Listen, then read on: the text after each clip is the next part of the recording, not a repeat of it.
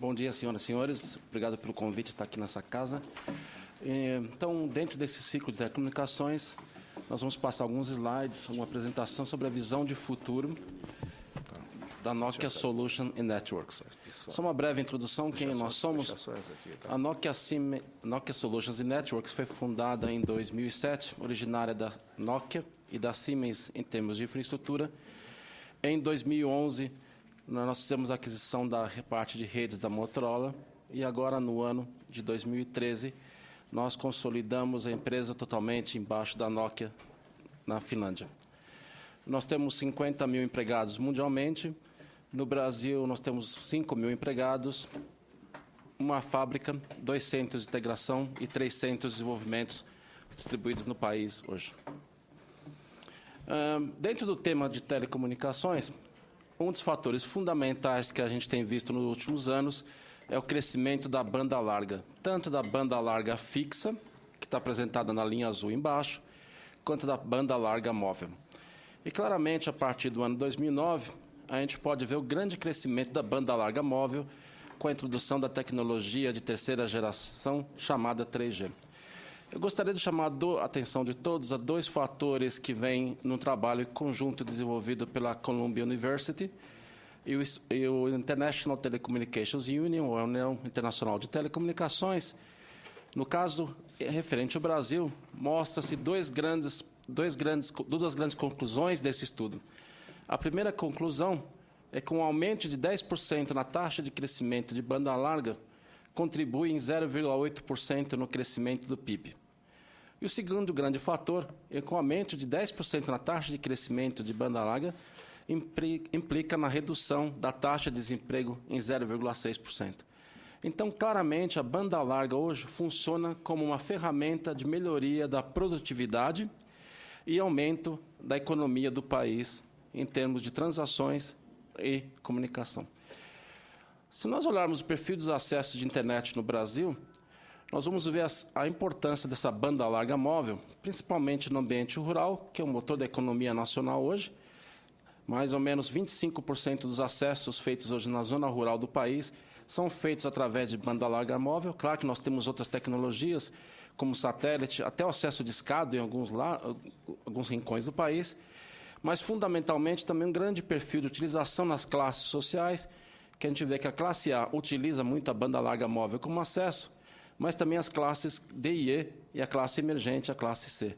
Então, a banda larga móvel ela serve para todas as classes sociais e, principalmente, para a inclusão social. Um fato que a gente vê no Brasil, diferente de outros países da Europa, Estados Unidos e a Ásia, é que a primeira experiência de banda larga das pessoas, em muitos casos, acontece com a banda larga móvel, diferente dos outros países que tinham essa primeira experiência em banda larga fixa. Essa é uma grande diferença do nosso país em relação ao resto do mundo em termos de utilização. Um fator determinante também, isso vem do estudo feito por nós em conjunto com a União Internacional de Telecomunicações e outros fabricantes, é a velocidade média da banda larga móvel no Brasil. Ou seja, a nossa velocidade média hoje está em torno de 2,4 megabits por segundo. A média mundial é de 3,3. E aí nós temos a Coreia do Sul e o Japão liderando isso com 12 megabits por segundo no caso do Japão e a Coreia do Sul com 13,3. Com essa velocidade média no país de 2,4 megabits por segundo, isso nos coloca num ranking em 240 países, na posição de número 80. Ou seja, temos muito para fazer em termos de velocidade, mas se considerarmos a dimensão do país, a distribuição geográfica em relação a outros países do mundo, nós vemos que a nossa situação é extremamente boa e tem melhorado nos últimos anos. Bom, 4 fatores aceleram esse crescimento da banda larga móvel no Brasil. O primeiro fator foi a mudança da demografia no país. Nós mudamos de 2005 para 2010 com uma classe C maior, que já é o centro da nossa distribuição demográfica. O brasileiro, por natureza, ele tem um contato maior que as redes sociais, segundo as nossas experiências e medições. No caso do Brasil, a rede social é utilizada 70% mais do que a média mundial. Isso até poderia parafrasear um pouco o Roberto Carlos, né? O brasileiro gosta de ter 1 milhão de amigos, então aqui está a prova disso. Os dispositivos conectados são fundamentais e isso começa muito a partir do ano de 2007, com a introdução dos smartphones. Então, o que a gente pode ver nessa curva, nós temos o caso do Brasil, que é essa curva aqui embaixo, que aqui nós temos a densidade de smartphones em relação ao número total de telefones.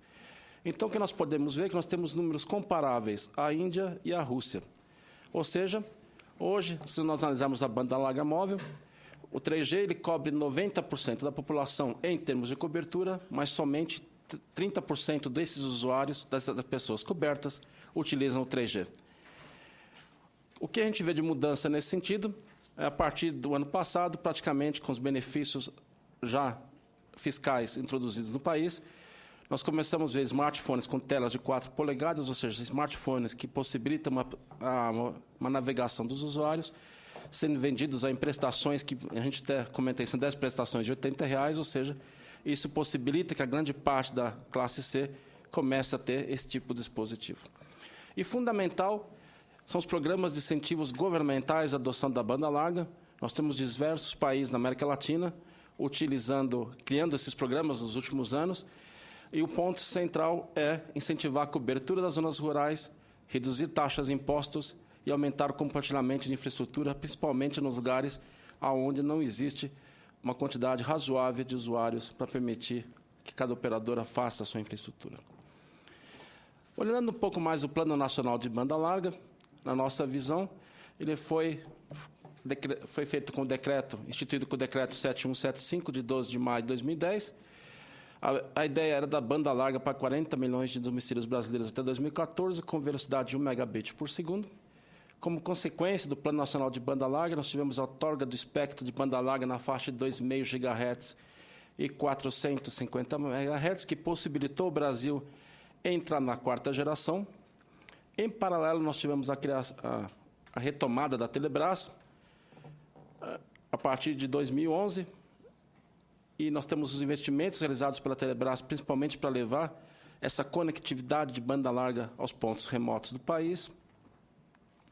Fundamental também foi a instituição do ano passado do regime especial do Plano Nacional de Banda Larga, com todo o seu regime especial de taxação que possibilita a construção de infraestruturas com custos menores e possibilitando maior penetração de banda larga. Nós tivemos também, em complemento a isso, a ampliação do acesso de banda larga de terminais e serviços. Então, hoje, nós começamos a ver os primeiros terminais de 4ª geração, já passando da barreira de R$ 1.500, que é considerada pelo mercado uma barreira que mais pessoas começam a adotar. E hoje nós temos a revisão do marco legal de implementação da infraestrutura de telecomunicações, com além das antenas e o que nós chamamos de small cells, ou pequenas células, que são as estações de rádio base que a gente vê na rua hoje, compactadas, possibilitando que elas sejam instaladas em ambientes internos para cobrir eventuais buracos de penetração que a gente tem da banda larga. Comentando um pouco, fazendo um contraponto do Plano Nacional de Banda Larga, no caso do Brasil, e da Agenda Digital Europeia, a Agenda Digital Europeia prevê que para o ano de 2020, 100% das residências na Europa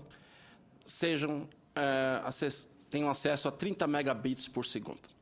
O investimento previsto na Europa são de 270 bilhões de euros nesse período, dos quais 50 bilhões vêm do setor privado e 220 bilhões do setor público.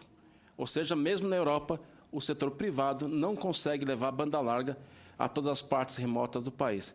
Se nós considerarmos que a área da Europa Ocidental é muito similar à área geográfica do Brasil, então a gente vê o contraponto dos investimentos feitos pela Telebrás nos últimos anos em relação ao que a comunidade europeia se propõe a fazer até 2020. Nós estamos falando de investimento da Telebrás em ordem de 100 milhões de reais nos últimos 3 anos, contra investimentos na União Europeia, mais ou menos de 10 a 20 bilhões de euros feitos pelo setor público. Outro fator fundamental é o apoio financeiro do setor privado. Existe um grande problema em telecomunicações hoje, que é o aumento expressivo do consumo de banda, sem o aumento do que nós pagamos nas nossas contas. E esse gráfico mostra a rentabilidade das empresas ao redor do mundo em 3 períodos, de 2007, 2009 e a 2011. E, claramente, a gente vê que a receita de todas as operadoras que estão no mercado hoje tem se deteriorado nos últimos anos. A média no Brasil hoje, nós estamos em 4% de investimento, ou seja, o empresário hoje que decide investir em telecomunicações, ele tem uma rentabilidade pior do que qualquer aplicação financeira média no mercado. Bom, no caso específico do Brasil, o que nós podemos verificar desse gráfico? Primeiro ponto, lado esquerdo, é que a receita e investimento, incluindo banda larga das operadoras, tem crescido ano a ano. Ou seja, nós saímos do investimento em 2008, mais ou menos 19,6 bilhões de reais para 25,8 bilhões de reais. Os investimentos em banda larga têm crescido substancialmente, então aqui nós temos a divisão desse investimento entre banda larga fixa e banda larga móvel. A receita bruta tem crescido, mas que nós verificamos que a receita média por usuário na rede tem decaído, o que comprova que a gente apresentou no dado no gráfico anterior. E o grande desafio no Brasil, não diferente do resto do mundo, é que nós todos somos usuários de telecomunicações e cada dia nós demandamos mais e mais conectividade. O que nós chamamos hoje no mercado é de um desafio de crescimento de 1000 vezes na capacidade das redes. Ou seja, entre 2010 e 2020, as redes de telecomunicações têm que crescer 1000 vezes. Esse tráfego que nós utilizamos cresce 1000 vezes. A previsão de algumas empresas no mercado hoje é que o Brasil deve crescer a 137% ao ano. A previsão da Nokia Solution Networks, a nossa, com base nas medições de rede, é que nós estamos crescendo 56% ao ano, porque existe um grande crescimento do número de usuários, mas o crescimento médio da receita das operadoras é de 4% ao ano. Bom, analisando esse gráfico, a gente começa a ver que se o investimento tiver que crescer de acordo com essa curva para atender o crescimento de tráfego, nós vamos ter um grande problema de rentabilidade em todas as empresas que operam no país e, com isso, nós podemos ter grande risco para a sustentabilidade do sistema. Como nós vemos esse desafio de 1000 vezes mais capacidade, ele é composto de 3 grandes fatores. O primeiro fator é que nós precisamos 10 vezes mais desempenho técnico das nossas redes. E, para isso, nós fabricantes temos trabalhado exaustivamente nos últimos anos. O segundo fator, que aí vem um grande trabalho desempenhado pela Anatel, é disponibilizar mais espectro. Então, entre 2010 e 2020, nós vamos precisar de 10 vezes mais espectro de frequência nas redes. Assim como foi feito a licitação, por exemplo, para o espectro de 450 MHz e 2,5 GHz, nós temos agora novas estações de espectro vindo pela frente e novas necessidades de espectro sendo apresentadas ano a ano para atender esse crescimento de 10 vezes. E fundamental também são essas 10 vezes mais estações de rádio base que nós vamos precisar nos próximos anos. E aí vem o grande fator nosso da indústria também de compactar essas estações de rádio base, não ter essas infraestruturas que nós temos nas ruas hoje, com essas antenas que nós vemos, mas estações de rádio base mais compactas, mais fáceis de instalar. Bom, o grande desafio que a gente tem no espectro ainda pela frente é o que nós temos de visão de alocado até 2015. Valente, me corrige depois, por favor, se tiver algum erro aqui na alocação, mas isso é a nossa previsão da indústria, é que nós devemos ter alocado até o final de 2015 mais ou menos 640 MHz de espectro total. Se nós analisarmos o que vem da União Internacional de Telecomunicações, a recomendação para 2015 é de ter 1,3 GHz, ou 1.300 MHz. Ou seja, nós estamos à metade do caminho. A grande pergunta é, se eu preciso desse espectro para atender aquele crescimento de 1000 vezes, como nós vamos atender essa diferença de espectro no país? E isso não é um problema só do Brasil, é um problema mundial, que nós vemos trabalhando isso tremendamente nos últimos anos. As recomendações finais nossas, bom, que são os reguladores que desejam aumentar a inovação e investimentos, devem dar ao setor mais flexibilidade e promover a competição. Isso vem sendo feito no Brasil, mas o que nós queremos, que nós pedimos e vemos é a necessidade, por exemplo, de abertura de novas frequências para atendimento das metas de cobertura e mais flexibilidade nessa utilização. Os fundos públicos são fundamentais no complemento aos investimentos das operadoras, principalmente no que a gente chama de conexão das estações de rádio base, que estão, por exemplo, na Amazônia, no interior do país, que nós chamamos de backhauls regionais e nacionais, para dar fluidez a esse crescimento de 1000 vezes no tráfego. Nós precisamos de um ambiente regulatório previsível para ter investimentos, não somente nas operadoras, mas nós, quando temos que investir no Brasil numa nova fábrica, precisamos antever esse investimento com 9, 10 anos de antecedência, porque isso envolve toda uma cadeia logística de construção de uma nova fábrica ou de adaptação de novas fábricas. Nós devemos ter um conjunto de tecnologias que deve ser suportada. A banda larga fixa é importante no acesso e necessária no que nós chamamos de backhaul, na conectividade da rede móvel, mas a banda larga móvel é pré-condição para que muitas aplicações e muitas situações é a única opção economicamente viável, principalmente quando nós saímos das grandes manchas urbanas.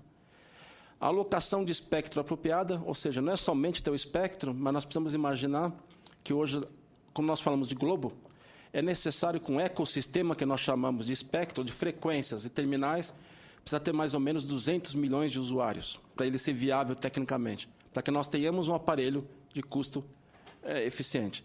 E quando nós falamos, por exemplo, de faixas que estão fora do alcance global, da visibilidade mundial, começa a ficar muito difícil de criar esse ecossistema e acaba criando um custo, principalmente nos equipamentos terminais.